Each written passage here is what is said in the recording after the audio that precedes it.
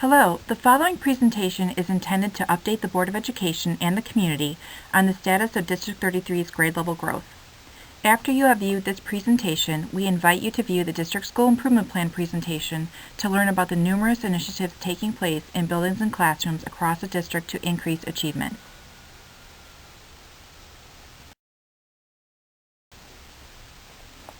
This chart represents preschool picture naming and vocabulary development, critical pre-literacy skills in pre-kindergarten.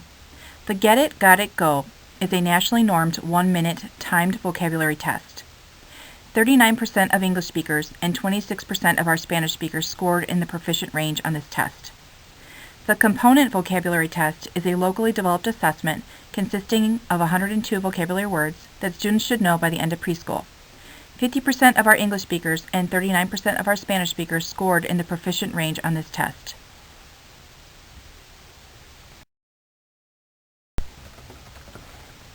The following Kinder charts show how full-day Kinder has had a positive impact on student outcomes. This chart represents letter sound fluency, which is a foundational skill for Kinder students. Once students master letter sound fluency, they move into Fountas and Pinnell testing to determine their reading stage level. The full-day Kinder program, as well as district training and small group reading instruction, has allowed students to achieve proficiency with letter sound fluency in English sooner than in past years. This necessitated an assessment that would allow us to track their movement through stages of reading. You will see the Fountas and Pinnell scores in the later slides. This chart shows the comparison from last year's winter half-day students to this year's full-day Kinder program. As you can see, there was a significant increase. Letter sound fluency is a strong focus in the fall and winter. This chart shows a comparison of last spring's half-day kindergarten program to this spring's full-day Kinder program in letter sound fluency. At first glance, it looks like outcomes didn't improve.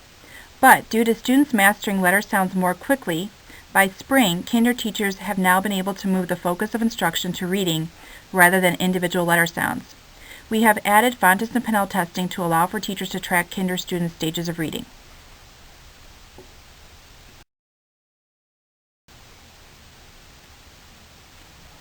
This chart shows the Fountas and Pinnell level comparison from last year to this year.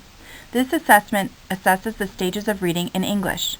This is a new assessment that was added to ensure we are tracking students' movement through the stages of reading. The goal is for students to end the year in a level C, which is shown in green. This shows a positive change in kindergarten. Once students master letter sound fluency, we are able to shift our instruction to words and reading. More students are meeting and exceeding end of kindergarten reading expectations in English. You can see that as designated in the colors green and blue. This assessment was new last year and requires a lot of practice for inter-rater reliability. This slide shows winter Spanish letter sound fluency from last year's half-day kindergarten as compared to this year's full-day program. This year's full-day kindergarten class shows more progress than last year's half-day kindergarten class in the winter. These gains are attributed to the full-day kindergarten program.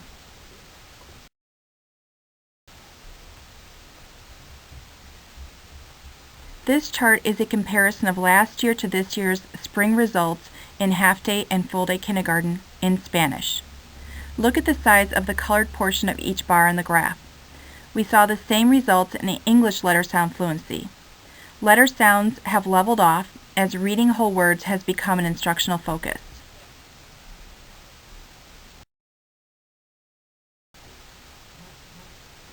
Fountas and Pinnell Spanish reading results were mixed in Spanish. This includes all students who were assessed in Spanish, including dual language students that are English speakers. While more students are advanced as shown in the blue, other levels were not as strong. Last year, this assessment was new to teachers. It requires a lot of practice to be accurate. As we implement consistency in language of instruction through our dual language model, we will be closely monitoring how students are moving to the stages of reading in both English and Spanish. This chart reflects number identification, which is a foundational skill for number sense. This test requires both accuracy and speed. As you can see, more students were assessed this year than last year. As teachers are seeing the value in number fluency, we have more accuracy in the number of students being assessed. Both the Spanish and English Reading Ames Web assessments are assessments of oral reading fluency in first grade. This score reflects how many words are read correctly in 1 minute. The 50th percentile is the middle of the score range and considered the middle of the average range in comparison to Illinois students.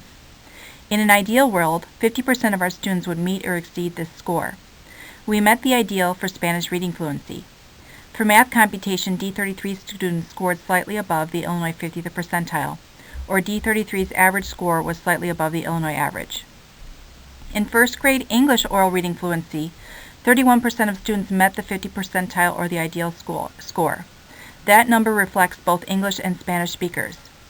In first grade Spanish oral reading fluency, 50% of students met the 50th percentile or the ideal score.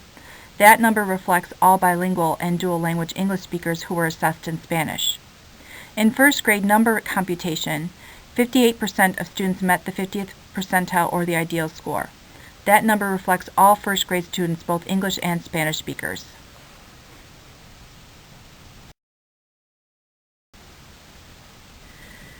These are the results for end-of-year Fontes and Pinnell first grade reading levels. This is a new assessment and measures students' progress through the important stages of reading. The top bar is English reading and the bottom bar is Spanish reading. For English, about 33% of students were at or above grade level expectations. For Spanish reading, about 45% of students were at or above grade level expectations. The blue reflects students who are above grade level in reading. The green reflects the students who are meeting grade level expectations in reading. The English scores include both Spanish and English speakers who are assessed in English. The Spanish scores include all Spanish speakers as well as dual English speakers. At second grade, both Spanish and English Reading Ames Web assessments again reflect oral reading fluency. WRC means words read correctly in 1 minute. The district English reading score is below the state 50th percentile. We were slightly above the state 50th percentile for Spanish reading fluency. For math computation, D33 students scored slightly below the Illinois 50th percentile. English scores include both Spanish and English speakers. Spanish scores include Spanish speakers as well as dual English speakers.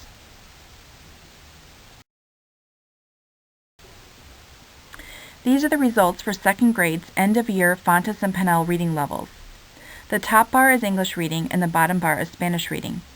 For English, about 35% of students were at or above grade level expectations. For Spanish reading, about 36% of students were at or above grade level expectations.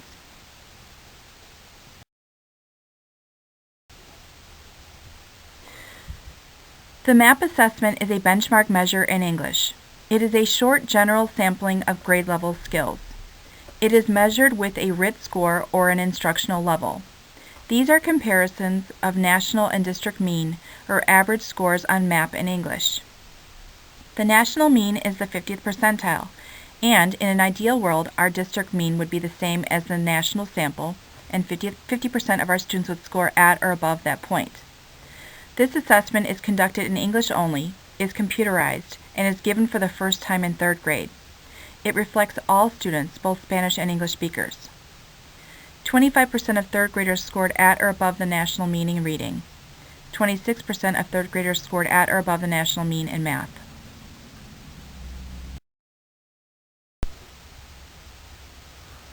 Again, these are comparisons of national and district mean or average scores on MAP in English in fourth grade. This is an assessment of students' instructional level of grade level skills. The number of students at or above the national mean has risen from third grade. In reading, from 25% in third grade to 29% at or above the national mean in fourth grade. For math, the increase was from 26% in third grade to 30% at the national mean score in fourth grade.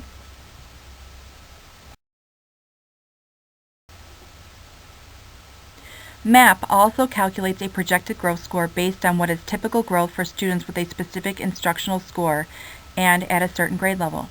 Our goal on MAP is for 50% of students to meet their projected growth.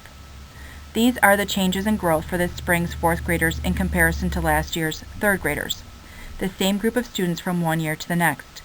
The number of students who met their projected or expected level of growth remained about the same for reading and math over the 2 years for the same group of students.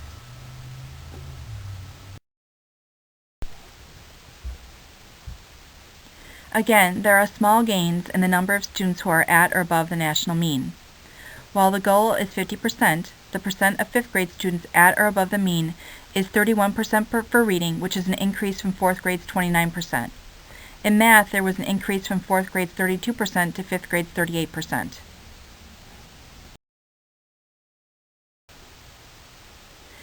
MAP calculates a projected growth score based on what is typical growth for students with a specific RIT score and at a certain grade level. Our goal on MAP is for 50% of students to meet their projected growth. These are the changes in growth for this spring's 5th graders. The number of students who met their projected or expected level of growth increased for reading and decreased for math, while still above the 50% meeting growth goal over the 2 years for the same group of students. For 6th grade, there was another increase in students at or above the national mean from 5th grade numbers last year. In math, there was a drop in the percent of District 33 students at or above the national mean from 5th grade last year to 6th grade this year.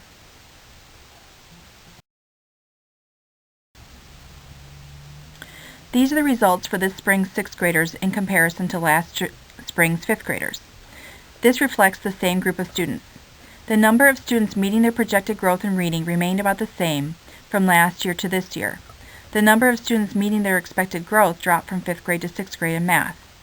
One possible reason is in 5th grade, math is 60 minutes of daily instruction, while in 6th grade it drops to 41 minutes of daily instruction.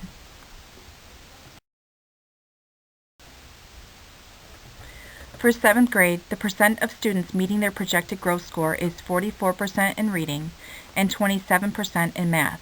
Again, 50% is the ideal. These are the results for this spring's 7th graders in comparison to how they performed last year as 6th graders. This is the same group of students. The number of students meeting their projected growth in reading increased from last year to this year. The number of students meeting their expected growth increased from 6th grade to 7th grade in math as well.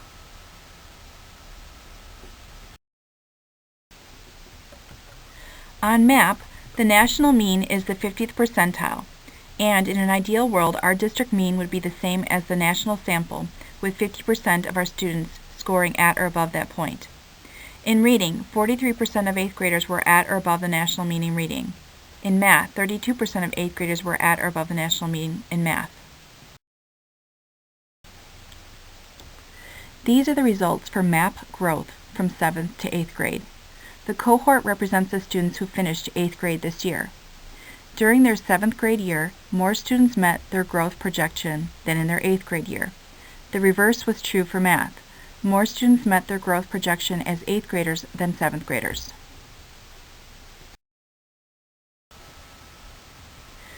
ACRA growth is calculated by combining 3 previous test scores and determining the amount of growth across those 3 points in time. The blue represents above average growth. The green represents average growth, the yellow below expectations of growth, and red far below expectations of growth.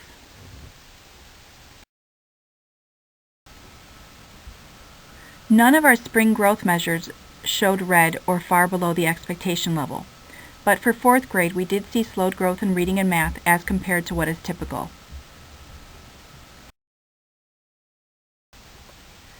On ECRA, these benchmark assessments show that these grades in math and reading maintained the usual pace of growth for West Chicago students.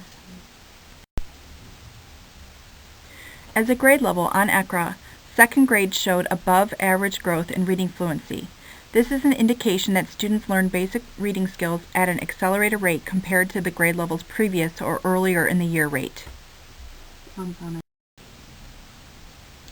For information on district improvement planning related to the district's growth data, please see the D33 District Improvement Plan on the district's webpage.